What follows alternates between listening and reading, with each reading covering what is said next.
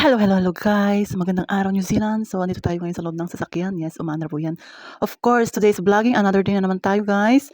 So, dahil hindi pumasok yung aking Junakis na isa, mamamasyal tayo. Of course, vlog, vlog, vlog is life. So, andito tayo sa daanan. Nakikita niyo yung mga puno na yan. So, hindi po yan mga dead. So, malapit na po silang mamulaklak. So, magkakaroon na sila ng buhay. Of course, this coming month. So, makikita na natin silang mamulaklak or magdahon-dahon. So, ayan, today, pupunta po tayo sa isang lugar kung saan maghahanap tayo ng bike. Yes, bike gagamitin po namin or gagamitin ko kasi nga dito guys, minsan nahihirapan na rin akong maglakad so kailangan ko ng bisikleta, maghatid ganon. So and then of course, kailangan natin yung bike kapag meron na tayong trabaho. So maghahanap tayo nung sasakto lang naman sa akin, din naman yung kataasan. And then meron namang bike sa bahay, kaso nga lang sa akin hindi siya pwede kasi sobrang taas, pang malakihang tao. So sana ko pong panganay yun. So, pero hindi niya ginagamit. Naglalakad lang din siyang pumunta sa school. So ito guys, dahil dito kami nag-U-turn sa daanan kasi kanina, hindi kami nakapag-U-turn at wala kaming mag-U-turnan. So dito na kami, sa parking lot kami nag-U-turn. Ayan. So ayan po ay lake. So dyan din tayo pupunta. Kadugtong po niyan yung pupuntahan natin. So lake po siya. Maganda siyang tanawin. Ayan, papakita namin at ipapasyal ko kayo. Today's vlogging. So ngayong araw na to, mabubusog ang inyong mga mata. Of course, kasi nga sa ganda naman ng mga makikita nyo. Ayun, ayun, ayun, di ba? Napaka-fresh. So, ayan, kasama ko po ang aking Jusawa. Meron siyang chat, ewan ko kung sino. And then, ayun, nakikita nyo yung mga yan. O, di ba? Napakalayo nilang maglakad-lakad dyan. So, walang nanghuhuli. So, hindi po yan hinuhuli dito guys, hindi po yan niluluto at inaadobo. So sa atin kasi pag may mga taong nakakita ng hindi naman sa kanila, tumapat lang sa bakuran nila, kukunin na nila at naluto na, nakain na nila.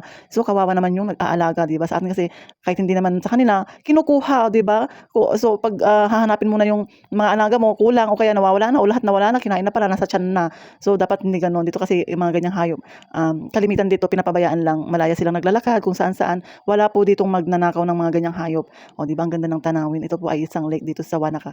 So ayan yung anak ko nagmumuni-muni na naman. Namimiss niya kasi yung dagat. Kaya minsan sabi niya, punta tayo sa may dagat. Pero dito guys, wala pong dagat. Ito po ay isang lake. Yes, lake po yan dito sa Wanaka. So dito rin tayo sa Wanaka maghahanap ng bisikleta. So mayroon ding, sabihin na natin okay dito, pero maganda yung okay nila dito guys. So tsambahan dito. Mayroon mga brand new, yung mga ganyan. So parang ibebenta nila ng napakamura. And then ayan, yung mga nakita yung mga puno na yan. Pag namulaklak yung mga yan guys, napakaganda daw dito. So titingnan natin. And then of course, hihintayin natin, ibablog natin yan. Hindi natin yan palalagpasin. Sa ganda ba naman yung daanan na yun. O tingnan nyo, diba? Napaka healthy sa matang tingnan. Kahit ganyan yung mga puno na yan, buhay na buhay po yan. So ayan, diretso-diretso tayo diyan. Oh, di ba? Ang ganda niyang tingnan. Yun bang yung mga kakahuyan kasi dito guys, hindi pwedeng basta-basta na lang mamumutol.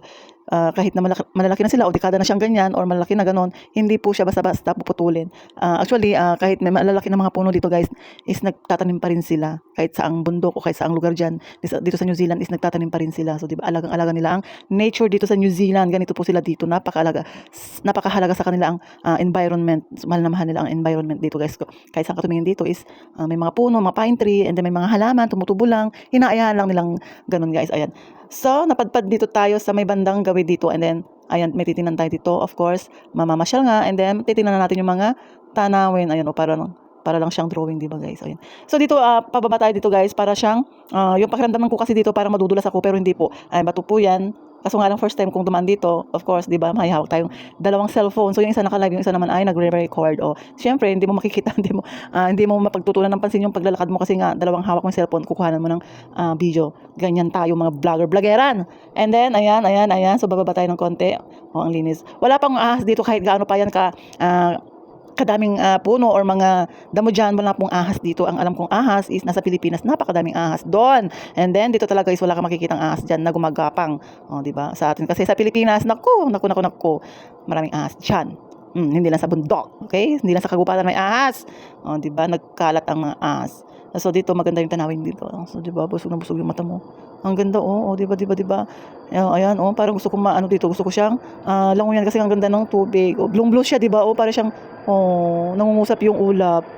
Di ba? Ang ganda niya. Para siyang drawing lang, Blue na blue, tapos yung cloud, ang ganda niyang i-frame. Para siyang painting. Dito ako namangha eh. And then dito naman guys, dito sa banda rito, hindi naman siya ganoon kalamig, sakto lang siya kasi nga may araw naman. Medyo mataas yung init. Hindi naman siya gano'n lamig. So, andito tayo sa may, ayan, so alam niyo yung tong kambing, yung lola ko kasi noon, meron siyang ganito, yung mga tupa. Ayan, mga tupa po yan, nadaanan namin dito. So, nakita ko yung mga yan. O, di ba, nagmamarites pa nga yung iba dyan eh. Dito ko pala makikita yung mga kamaritasan ko. Ayan, nagkukumpulan sa patong chismosa na to, napadaan ako. Sabi niya, anong ginagawa ko daw dito? Sabi ko, namamasyal ako. So, ayan, umalis na siya kasi nga ayaw niya ako makita, o, di ba? Napakasuplada. So, ayan, dami nila dyan, guys. Ayan, ang mga puno na yan guys is mamumulaklak yung mga yan. And then itong mga ito, isang grupo na to is may meeting daw sila, meeting di avance. Hindi ko alam kung anong pinagmimitingan, mga chismosa. Yung iba naman dyan nakatingin sa akin, o di ba? Nakita na nila yung kamukha nila. Ang ganda nilang tingnan, very ano sila, ang dami as in, napakadami nila dyan.